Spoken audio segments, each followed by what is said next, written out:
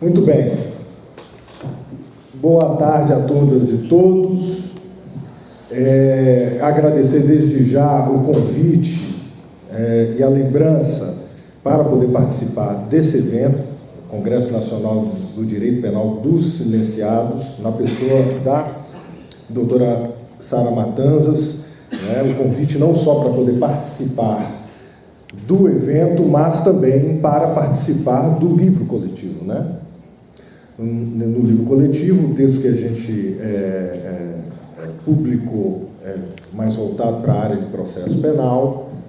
Contudo, a nossa exposição hoje é uma exposição um pouco transdisciplinar, um foco mais na criminologia, e que tem como título o seguinte: Seletividade policial, processo de criminalização e encarceramento. Considerações sobre a catástrofe penal brasileira. Bom, antes da gente entrar propriamente, vale a pena a gente afirmar e reafirmar esse ponto específico da nossa exposição. Estamos aqui, em qualquer evento, discutindo saberes criminais integrados. Eu gosto de falar de saberes criminais integrados porque, para mim, direito não é ciência, é uma polêmica, mas deixemos para poder debater isso em outro espaço. Em qualquer evento, estamos discutindo uma e única mesma coisa, que é a catástrofe penal que assola esse país há décadas e há centenas de anos.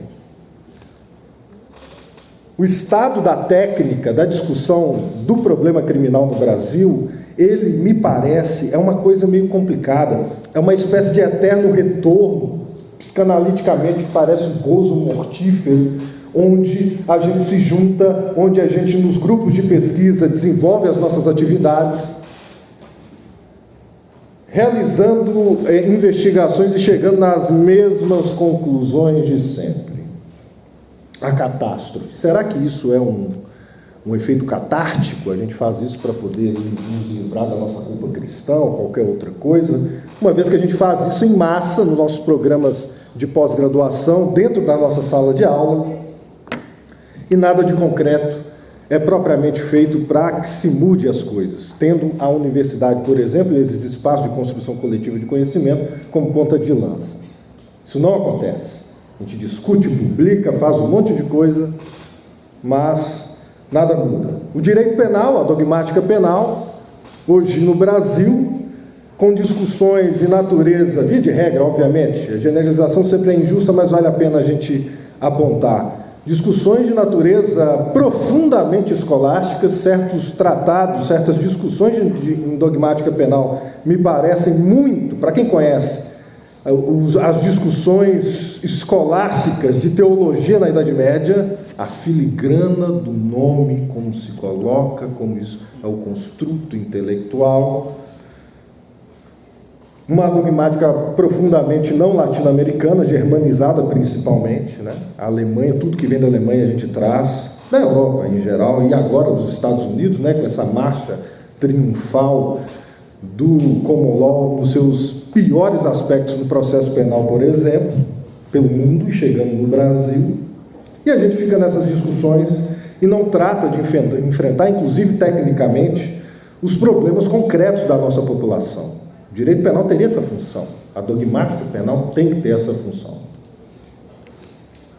Mas, de qualquer maneira, geram bons pareceres, muita gente ganha dinheiro em grandes processos, em foro prerrogativa de função dos tribunais superiores, é uma delícia. Gera bastante. A criminologia, ou ela está travada em uma série de arcaísmos positivistas, no pior sentido da palavra, e não científicos, em especial, por exemplo, com a praxe policial. Existem certas categorias em psiquiatria forense, em outras questões de criminalística, que os campos específicos da antropologia, sociologia, já abandonaram há mais de 100 anos, e hoje as polícias ditas científicas ainda utilizam isso. Aí estamos com o exame criminológico, aí estamos com o incidente de sanidade mental, que é um absurdo completo. Ou a criminologia está aí, nesses arcaísmos, travada, ou então ela está fascinada com a sua própria imagem ultra-revolucionista, supostamente radical, com teses mirabolantes, completamente também desligada dos problemas concretos do nosso sistema penal. Isso acontece muito. Eu, particularmente, já arrumei cada confusão no campo da criminologia crítica, etc., que eu faço parte. Mas, enfim, já até escrevi sobre isso aí, umas coisas. A política criminal entregue nas mãos, basicamente, temos estudos em ciência política, nas mãos da ultradireita e do neofascismo, esse mesmo que assolou o nosso país nos últimos 4 anos, com um discurso, por parlamentares eleitos pelo discurso do medo, pelo discurso do punitivismo, potencializados por aquilo que Zaffaroni vai chamar de criminologia mediática, uma concepção de crime, de criminoso completamente, absurdamente irracional e anticientífica, mas que é uma mina de ouro, mas que é um elemento muito importante para se angariar votos, para se angariar poder econômico, poder político. O processo penal, já está até um pouco melhor, o processo penal conseguiu identificar a natureza da luta jurídica como uma luta política, conseguiu avançar em várias coisas, inclusive sob cerco neofascista. Na lei anticrime conseguiu fazer bons avanços, a lei anticrime em matéria penal, em matéria de execução penal, retrocedeu em processo penal, avançou. Grandes pautas do campo democrático no processo penal surgiram na lei anticrime, surpreendendo um monte de gente, me surpreendeu, falando, não é possível, deu? Claro que teve que vir o senhor ministro Luiz Fux para poder suspender tudo. Está em pauta o julgamento agora, vamos ver se a ministra Rosa Weber reverte isso e coloca em plena implementação todas essas características, todos esses elementos favoráveis da lei anticrime. Contudo, o campo do processo penal ainda continua com dificuldades de pensar, além da doxa liberal, sem compreender, por exemplo, que mesmo num país como o Chile, que é referência no processo acusatório, um processo democrático, a transformação do processo inquisitório em processo acusatório não impediu o encarceramento em massa das classes vulneráveis daquele país. Então nós temos que falar, nós não podemos, o processo penal ainda no nosso país, ele padece de uma certa cegueira criminológica. Bom, estou falando isso tudo. E para terminar, né? Doutor Zé Arthur bem colocou a pontuação, né? Doutor Humberto, doutor Fábio, o nosso sistema de justiça criminal, os operadores em concreto do nosso sistema de justiça criminal, inclusive, estão alijados desse tipo de discussão, inclusive. Juízes, promotores, delegados de polícia, hoje uma nova carreira oficial da Polícia Militar, uma nova carreira jurídica, né? Há pouco tempo foi instaurada. Advogados, na minha classe, temos que fazer o meia-culpa. Vão numa certa inércia conservadora, afastar de todo qualquer desenvolvimento de natureza técnica sofisticada dentro da academia, ou mesmo nos debates políticos, tocando um sistema de justiça criminal brutal, de qualquer jeito, do jeito deles. Cada juiz tem o seu código penal, o seu código de processo penal, e geram barbaridades como essa, que foram apontadas pelo doutor Zé Arthur, pelo doutor Fábio, pelo doutor Humberto. E como nosso sistema de nulidades é completamente destruído pela jurisprudência dos tribunais superiores, replicada pelos tribunais inferiores, né? Padre Nulité Sanguinetti, teoria do prejuízo, tem que demonstrar o prejuízo, a demonstração desse prejuízo, mesmo com a condenação não é a demonstração do prejuízo, ou seja, é uma prova diabólica, você não consegue produzir, e aí as maiores ilegalidades permanecem no nosso processo penal. Fica nessa aí, vocês que são estudantes aí, hoje em dia dá aula de direito penal, de processo penal, você tem que ter um senso de humor refinado, é difícil. Bom, e a catástrofe penal passa por isso que a gente está discutindo, passa por isso, passa por todos esses elementos. Contudo, é importante a gente olhar o abismo nos olhos se a gente quer transformar alguma coisa. Eu me consolo um pouco uma categoria chamada redundância crítica, critical redundancy, que é uma categoria de engenharia que é utilizada também em estratégia militar, que é quando você monta, na engenharia, você monta um processo de produção e você coloca as mais diversas salvaguardas para poder garantir que a coisa fique clara, aconteça. Na redundância aqui, você coloca mais salvaguardas ainda. E essa repetição ad eterno que a gente faz nos diversos espaços, eu acho que talvez tenha essa função. Nós temos que ir batendo o tempo todo, até sair, até que as coisas avancem. O caso da lei anticrime na área de processo penal me parece uma dessas. A gente sob cerco, uma luta de dezenas de anos, desde a redemocratização, vai batendo, bate, vem uma brecha na conjuntura, a gente consegue entrar e consegue emplacar algumas coisas. Muito bem. Dito isso tudo, vamos propriamente tratar do nosso ponto, seletividade policial. Tem tudo a ver. Nós temos as agências do sistema penal, para falar um pouco com o Zaffaroni, né? As polícias, polícia ostensiva, polícia judiciária, investigação, temos o Ministério Público, temos o Poder Judiciário, o sistema prisional. São os órgãos, as agências de controle formal. Temos as agências de controle informal de condutas, que é a escola, a mídia, as igrejas, a própria família. Contudo, no que diz respeito às agências de controle formal, é preciso que a gente aponte certas coisas que não aparecem tão óbvias.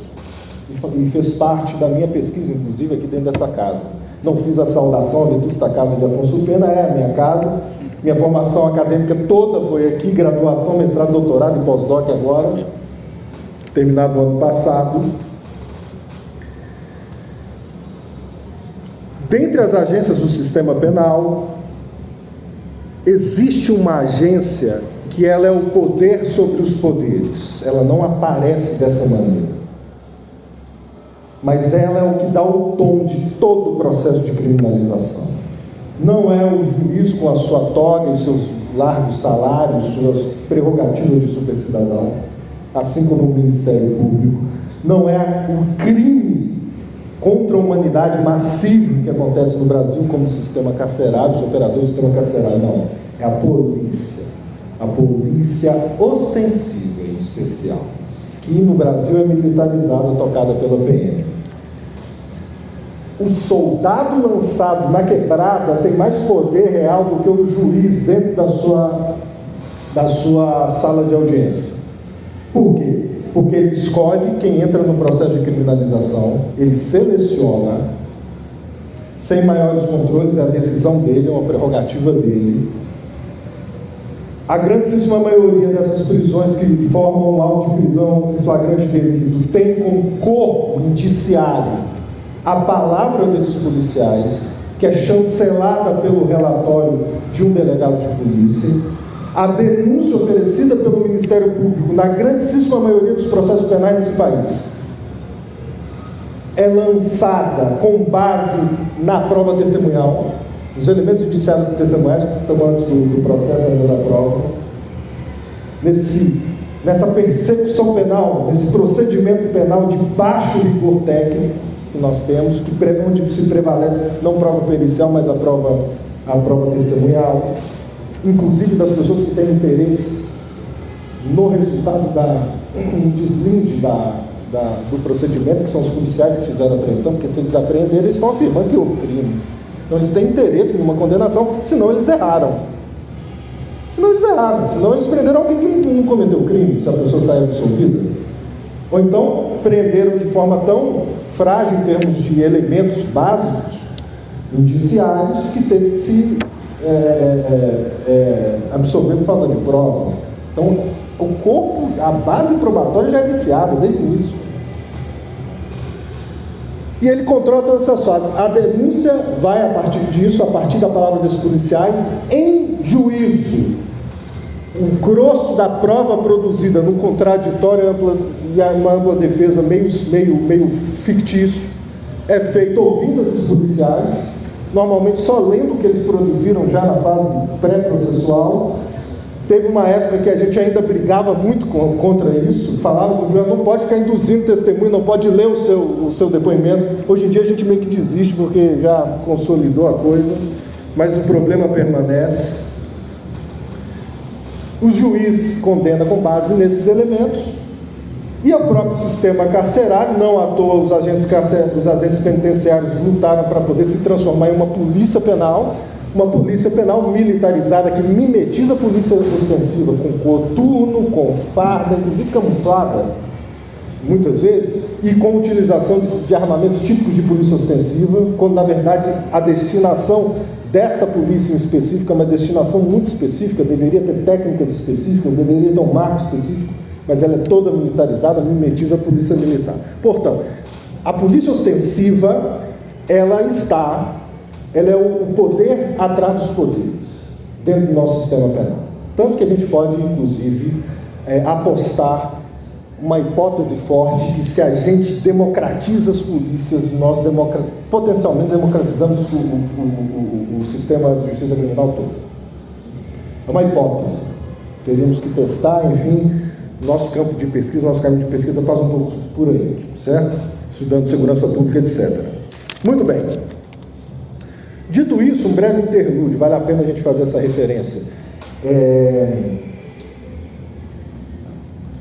Um autor italiano muito bacana, que foi traduzido por um professor aqui da casa, Ricardo Sontag, que é um estudo de história do direito penal, que é o Marius Brincoli, um livro maravilhoso da editora UFMG, eu descobri tem pouco tempo, A Penalística Civil, leiam, traduzido pelo professor Ricardo, contando a história das discussões penais na Itália durante a unificação do século XIX, são discussões atualíssimas, coisas que a gente discute hoje. Mas Marius Brincoli vai dizer uma coisa muito importante. O penal, enquanto substantivo, ele não é simplesmente uma área do direito. É por isso, não estou querendo puxar a sardinha para a gente, não. Mas discutir toda e qualquer liberdade pública, todo e qualquer direito de garantia fundamental, necessariamente se esbarra em alguma coisa penal. O avanço de uma determinada liberdade diz respeito à supressão de um tipo penal, à modificação da atuação das agências policiais, à modificação da realização da investigação, mesmo do encaminhamento do processo penal. A questão penal, ela está no cerne da discussão constitucional e da própria consolidação democrática. E para isso a centralidade é a gente discutir esse tipo de coisa, esse tipo de evento aqui, como a gente está vivendo. A gente está trocando, né? Zaffaroni vai dizer muito isso sobre o poder punitivo como estrutural do colonialismo, né? Do poder colonial.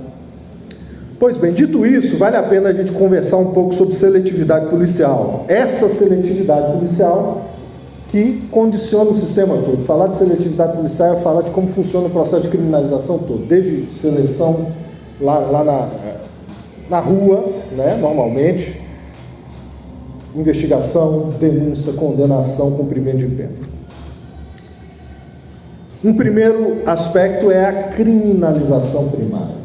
O que é a criminalização primária? Isso respondendo um pouco a doutora Sara, que falou, olha, nós temos que conversar basicamente com o pessoal da graduação, vale a pena alguns elementos de criminologia aqui para a gente nivelar a nossa conversa. Criminalização primária nada mais é do que a produção de leis penais. A produção dos tipos penais, enfim, de todas essas dinâmicas que desenham legislativamente a questão penal num determinado país, certo? Essa é a criminalização primária. E a construção dos tipos penais. E no Brasil, não só no Brasil, mas aqui estamos discutindo nossa realidade, na criminalização primária vale tudo. Vale tudo por aqui. Leis penais em branco, elemento normativo do tipo crime de perigo abstrato, bens jurídicos ditos espiritualizados, que não tem concretude, não tem possibilidade de você verificar sua violação, e aí quem advoga na área criminal, se você tem um bem jurídico que você não consegue verificar o quanto da sua violação, você não consegue fazer a defesa adequadamente, não consegue indicar uma insignificância. Insignificância aonde? Se o bem jurídico você não consegue concretizá-lo, visualizá-lo de alguma maneira. Essa legiferância, essa construção, inclusive com cumplicidade da academia jurídico-penal, que sustenta esse tipo de coisa. Uma outra coisa, são monumentos em cada cidade, nas mais diversas comarcas, são monumentos à falência do direito penal democrático, na minha avaliação, que são os juizados especiais criminais. Vocês ficam estudando em direito penal princípios penais constitucionais, princípio da intervenção mínima, princípio da subsidiariedade, princípio da fragmentariedade, Se isso de fato fosse reconhecido e fosse aplicado com orientação constitucional, não existiriam juizados especiais criminais. E eu não teria processo lá na minha comarca de via de fato, que ninguém sabe o que é. Não é lesão corporal leve, não é injúria real, é alguma coisa que mesmo... no último processo que eu tive lá, fui questionar o promotor de justiça, mas o que o senhor define aqui, desse caso concreto, como via de fato, ele não conseguiu definir e a juíza tocou o processo, apesar da nossa argumentação. Enfim. Então, o que nós temos hoje no Brasil é um direito penal máximo. A principiologia dos princípios penais constitucionalmente orientados, que a gente estuda dentro de sala de aula e que nós, como professores e professoras, ensinamos para os nossos alunos e alunas, não existe. Não existe. É bom a gente ver isso daí. Não é porque que não existe e não deve existir. Essa é uma questão. Só que é importante que a gente tenha essa clareza para a gente não se chocar e não ser pego de surpresa quando formos para a prática, formos fazer um enfrentamento político-jurídico para fins de democratização do nosso sistema. Nós temos direito penal máximo, tudo quanto é conduta que você pode imaginar está criminalizado. E nós aqui, todos e todas, já cometemos mais de um crime na nossa vida tranquilamente. Quem nunca xingou alguém? Uma sociedade patriarcal como a nossa, né, machista, os meninos aí, quem nunca saiu na porrada com alguém aí quando era menor, enfim, até não tão menor assim. Sonegação de imposto, entre outras coisas. Dano. Se a pauta punitiva posta hoje no nosso país fosse levada a efeito, toda a população brasileira seria criminalizada pelo menos uma vez. Ou seja, ela é impossível de acontecer. O programa punitivo desenhado pela criminalização primária, pelos nossos legisladores, ele não tem como acontecer. É impossível. Mas e aí, como é que fica então o nosso sistema de justiça? Ele tem que funcionar, ele serve para alguma coisa, não serve? Serve, né?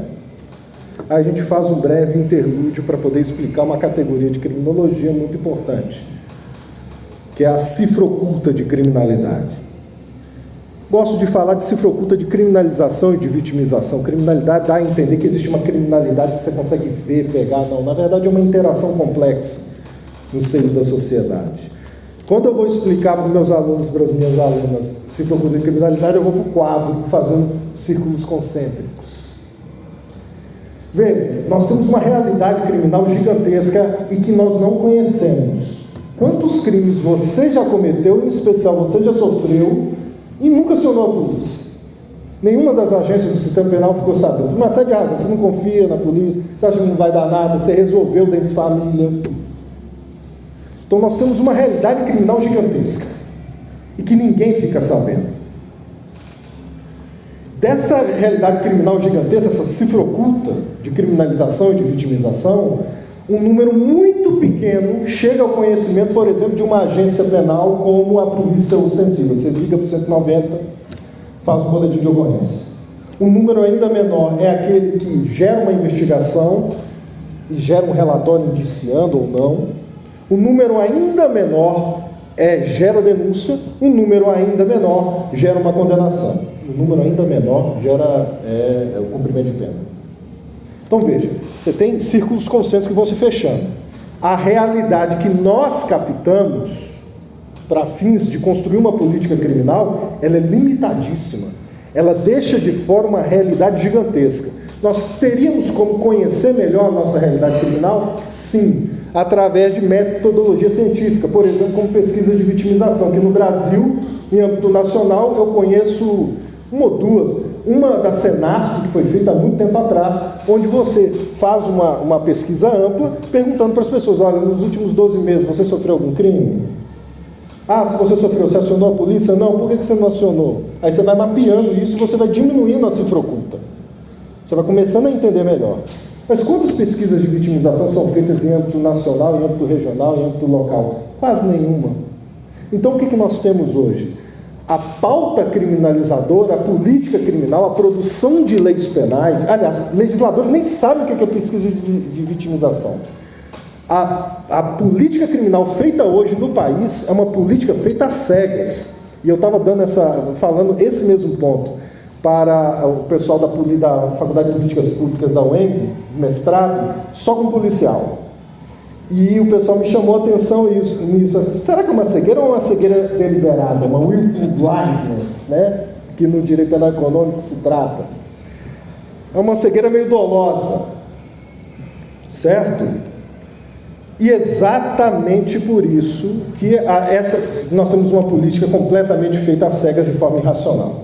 Agora, por que quem é criminalizado, quem a gente consegue ver que foi atingido pelo sistema de justiça, é preto, pobre, periférico? Por quê? Aí nós temos a dimensão da criminalização secundária. Você tem uma criminalização primária cuja pauta punitiva é impossível de ser realizada.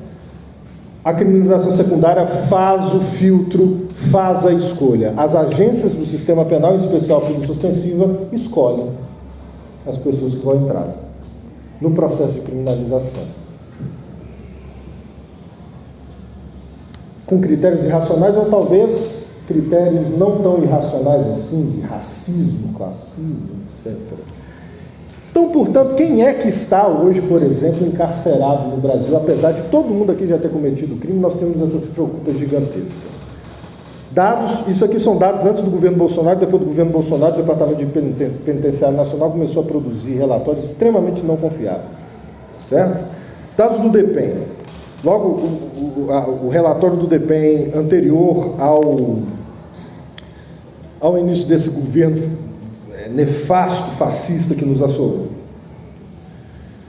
64% das pessoas que estão presas são negras, pretas ou pardas.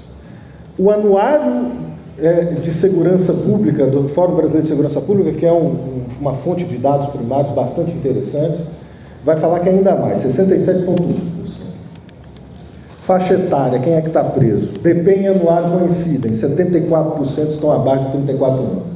Então, é a nossa juventude negra que está sendo atacada. Escolaridade, o DEPEN vai dizer que 75% mas tem no máximo o ensino fundamental completo, mais os analfabetos. O anuário vai falar que ainda mais, 79,7%. E com base nesses dados, a gente tem como concluir que as classes atingidas pelo processo de criminalização, de encarceramento em massa, são as classes mais vulneráveis, são o extrato inferior socioeconômico da nossa sociedade. Agora, por que isso se direciona dessa maneira? Primeiro, nós temos uma questão de visibilidade do delito. As agências do sistema de segurança pública, elas focam num determinado tipo de delito que é mais fácil de ser captado, que é o delito de rua, que é captado pela polícia ostensiva, crimes mais grosseiros. Não à toa que hoje nós temos a situação das polícias judiciárias, em especial as estaduais, completamente sucateadas. Nós temos a questão da estereotipia delitiva, né? As agências do sistema de justiça criminal constroem um modelo de criminoso, normalmente preto, jovem, de periferia, constroem, por uma série de razões. Nós temos a questão do etiquetamento criminal, né, o labeling approach, a rotulação. Uma pessoa que é tocada pelo processo de criminalização, ela fica marcada, e a partir daí ela vai ser tratada como criminosa, acaba respondendo a esse rótulo. A polícia para, a pessoa não está fazendo nada, olha no sistema, você já passou, né, pelo sistema, já o tratamento já é outro, aí a pessoa acaba respondendo, várias delas acabam respondendo e entram em carreiras delitivas. Nós temos a criminalização da pobreza, né, o controle penal dos desvalidos, que aqui na colônia não é só um controle carcerário, é principalmente, isso é uma hipótese de pesquisa, que me parece muito forte, andei escrevendo sobre isso. Aqui na colônia, aqui no Brasil, na América Latina, é uma questão de extermínio. O processo de criminalização bota uma marca na pessoa e dá autorização para ela ser exterminada. O que Zaffaroni e Alejandro Alarria vão chamar de genocídio a goteo, genocídio a conta-gotas. Não só as polícias matando, mas as pessoas envolvidas na dinâmica criminal com o recuo do Estado no que diz respeito ao governo soberano do conflito, geram um estado de anomia onde jovem negro mata jovem negro. Isso é culpa da política criminal, isso é culpa do Estado. Você vai conversar com um policial, às vezes ele fala, não, isso daí é bandido matando bandido. Não. Isso daqui é uma responsabilidade social e política de uma forma de gerir o sistema de justiça criminal, que gera dados de genocídio, 52, 54 mil pessoas. Nós matamos mais do que México em guerra de cartel, mais do que Síria em guerra civil. Não me mostraram meu tempo ainda. Eu acho que ele esqueceu. Ah, é? Então aí a gente vai. Está terminando agora. E para além da criminalização da pobreza, o último elemento, que é a cereja do bolo, que sem ele não dá para entender o processo de criminalização, a seletividade policial, não dá para entender nada dentro do nosso sistema, como bem colocou o doutor Humberto, o racismo sistêmico, o racismo estrutural. Sem a categoria do racismo, não há como compreender nada em profundidade no que diz respeito ao sistema de justiça criminal, a forma como o problema penal se manifesta no Brasil, num país de tradição escravocrata que ainda continua com práticas extremamente deploráveis e ultraviolentas. Para a gente terminar, só para botar essa provocação, você faz essas críticas todas, aí sempre vira alguém para você e diz o seguinte: mas eu imagina se fosse tua mãe sendo morta, imagina se fosse tua irmã sofrendo um crime contra a dignidade sexual grave. Bom, aí eu sinto dizer que se o sistema de justiça criminal servisse para proteger cidadãos e cidadãs de assassino e estuprador, ele seria desse tamanho. Muita gente ia perder emprego, muitos advogados iam perder emprego, muitos professores de direito penal iam perder emprego, muitos assessores, desembargadores, juízes não teriam lá tanta demanda assim. O perfil de quem é criminalizado, encarcerado, não é esse. Infopem para vocês também, para a gente terminar. 46% das pessoas que estão encarceradas hoje estão encarceradas por crime contra o patrimônio,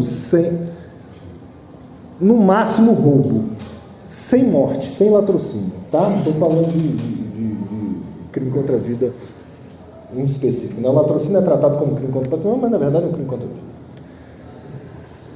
28% drogas, que é um crime de fundo econômico, comércio de mercadoria ilícita. E aqui nós não estamos falando dos homicídios que dizem respeito à dinâmica de criminalização.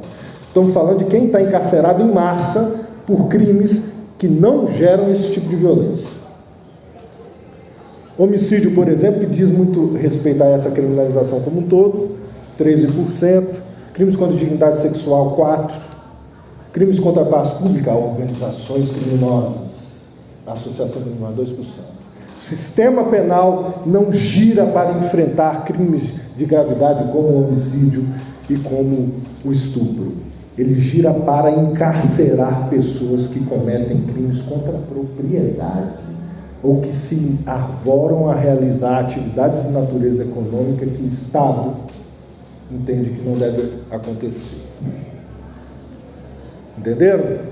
Se nós tivéssemos um sistema de justiça criminal minimamente racionalizado, civilizado, muita gente ia perder emprego. De repente não ia ter professor aqui dando palestra para vocês. Mas é mais ou menos isso. Para a gente poder discutir o que deve ser de fato uma política criminal de qualidade, que não é uma política penal, uma política de fortalecimento, não um direito à segurança pública, mas sim uma segurança dos direitos, como diria Alessandro Barata, né? Direitos e garantias fundamentais postos e reconhecidos e concretizados na experiência nacional, inclusive internacional, mostram a diminuição da violência socialmente percebida e vivenciada. Isso é efetivo. Não é aumentar a pena, não é criar crime, é fazer uma reforma tributária, é distribuir diretamente a riqueza socialmente produzida, é reforçar a rede de assistência social, é melhorar a educação, saúde, lazer para a juventude. Isso impacta. Isso nós temos dados científicos. Todo o resto é pura fé, e uma fé satânica no que é o direito penal concretamente. Eu não sei como é que está meu tempo aí, mas de toda maneira já encerro e vamos ao debate. Agradecer novamente o convite para poder estar aqui.